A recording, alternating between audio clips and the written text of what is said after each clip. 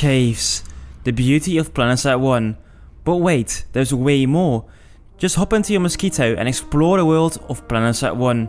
Next weekend we got the 16th anniversary of Planetside 1 coming up, and we can be celebrating that within Planetside 1 thanks to the Planetside Forever team. You want to know more? Then stay tuned.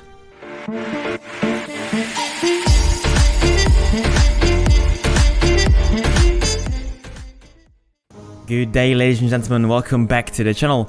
I am Fable1 and today we're going to talk again about Planetside 1 or Planetside Forever. I will link the first video about the Planetside Forever project in the top right corner right now, and over there I tell what it is and how to install. But some things have changed, so I think it's time for an update. First of all, like I mentioned before, yes, this will be the 16th birthday of Planetside.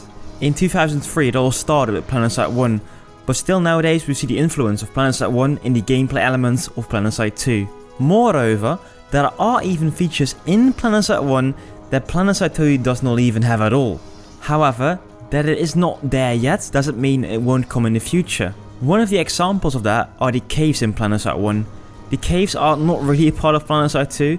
There were a few bugs that created a few caves on Essamir, but really the developers mentioned in one of the dev streams that they might implement caves in the future as well. In general, if you are a fan of Planetside 2 and you want to see where it all started, I think Planetside 1 together with the Planetside Forever project is a great way to discover it. There is one caveat though. The official servers already went offline in 2016, so right now there is no official way to play. The game is also therefore presumably dead. And in practice that's also the case for Planetside Forever. On average there might be 1 or 2 guys online on a night, so don't expect big fights in Planetside.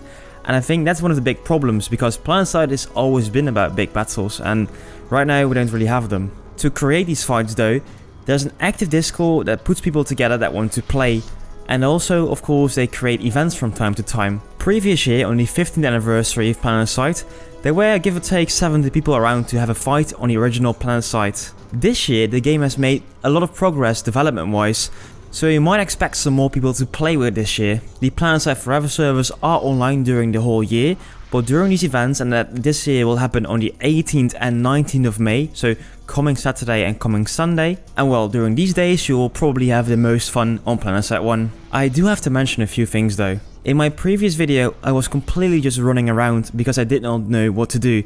If you think the new play tutorial of Planetside 2 is trash, well, then you haven't seen Planetside 1 yet. Luckily though, there are many friendly people in the Planetside Forever Discord. They have helped numerous people with installing the game, but there was even a very friendly guy named Spoilers that gave me a whole Planetside 1 tour. He alerted me all the tips and tricks I needed to know for Planetside 1, so I'm really thankful. In this video I will try to share as much information as possible, but remember guys, I am still a Planetside 1 noob and I haven't participated in a real fight yet, in a big fight, so don't expect too much from me. If you do have questions about the game, you can leave a question in the comments of course, but what probably would help you faster is joining the Planetside Forever Discord, because over there you got experts that play the game on a daily or weekly base, but also make the remake. So ask your questions over there and I think you'll get an answer very quickly. But okay, to sum up, the biggest event of Planetside 1 this year happening on the 18th and 19th of May, so coming weekend. And if you can't make it next weekend, I will be making a compilation of the event. So just make sure you are subscribed to the YouTube channel and hit that bell icon so you won't miss any future videos. Having said that though, let me show you how to get started with Planetside 1. The first thing you should do is of course install the game. And it's very similar to how I did it in the video. However, on my PC, the Planetside Forever launcher did not work well. Fortunately, there is some troubleshooting in the how to install Google Drive doc. If the launcher also does not work on your PC, you can use the alternative launcher. I think that will solve 99% of all the problems if it doesn't work on your PC, but also don't forget to run the game as an administrator. Once you made an account and also a character, then wham, you will spawn over here in the spawn room. As far as I know, Planetside 1 does not really work with classes like in Planetside 2, but instead uses an inventory system. In this room you can change your weapons, your armor and even your tools. You can also change your loadout at the mobile spawn point, so no worries if you forget to do it over there. Anyways, from there on you probably want to go to the battle, to the other bases.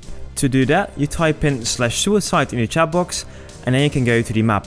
In my case there was a mobile spawn point Excelos, so I could easily go over there, but of course you can also pull your own vehicles. If you spawn at the mobile spawn point, you have one last chance to change your loadout. My advice to you is to get at least the medical applicator to heal yourself and your buddies, to get the RAK, the hacking tool, and also if possible a decimator or two to kill vehicles or mexes. Don't forget to also put some ammo or additional heals in your inventory. You might have also seen a donut box lying around. That is actually the loot box from a fallen soldier. So let's assume you are almost out of ammo, then don't forget to check the loot boxes from time to time, because they could obtain those precious bullets. Okay Faber, I got my bullets, I got my weapons, I got my tools.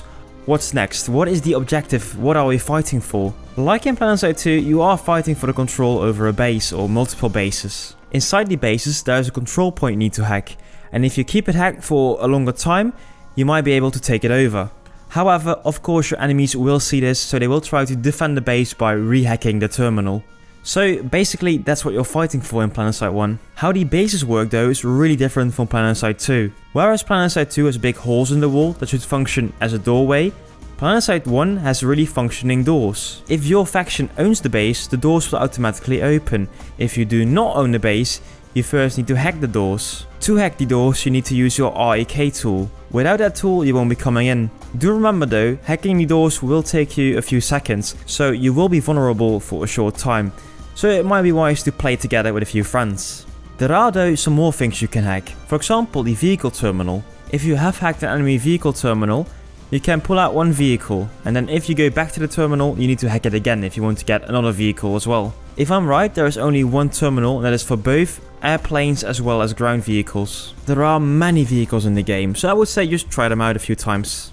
Also, just a thing that I find very cool, Planetside 1 actually does have animations for entering or leaving a vehicle. Oh yeah, and by the way, if you want to enter or leave a vehicle, you don't use F in this game, but instead you use G. Okay soldier, now you know the basics. You know how to get a vehicle, you know how to hack terminals, you know a lot of different things already. However, let's get you into some advanced things as well. Like Planetside 2, Planetside 1 has implants, but they might work a bit differently than you're used to. On your F key, so F1, F2 and F3, you got some basic implants.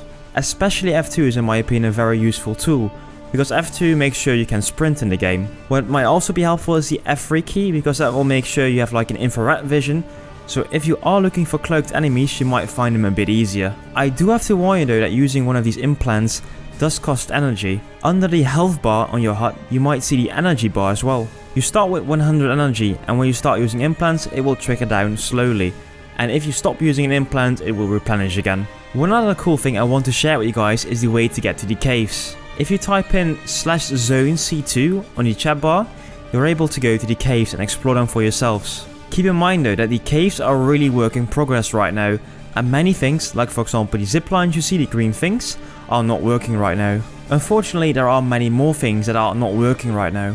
The whole team that works on this game exists completely out of volunteers. They just do it out of love for the franchise, and I think they're doing an amazing job. However, I do think they can use some help, and they're also asking for some more people. Right now, for example, the Planetside Forever team is looking for server developers using reverse engineering, tools programmers using C# or C++, client reversers using DLL hooks, or even database designers. Unfortunately, me myself, I don't have any time left to help these guys, but I really think they are doing an amazing job like I mentioned before. But if you do have the time and you do have the skills, then I think that the Planetside Forever team will welcome you with open arms. I do have some final concerns though that I do want to share with you guys, and it's mainly that this project is not endorsed by Daybreak Games. The Planetside Forever team does not have any rights or any licenses to Planetside. In the past, other fan-made projects, for example for Battlefield 2142, have been taken offline by EA Games.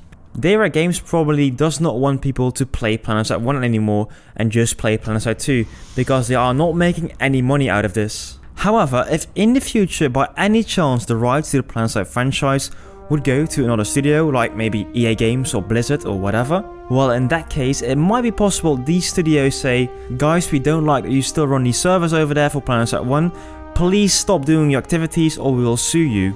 This did actually happen a lot in the past, so it might happen again with Planetside Forever, but to be honest I am not really afraid for the Planetside Forever team because, yeah, it is relatively small. Having said that though, I really want to make it big at least one more time. So guys, if you have the opportunity, go to the Planetside Forever Discord and join us coming Saturday and coming Sunday on the 18th and 19th of May on the 16th anniversary of Planetside. But well guys, that's me, that's Faber1, and I will see you soon with some more content.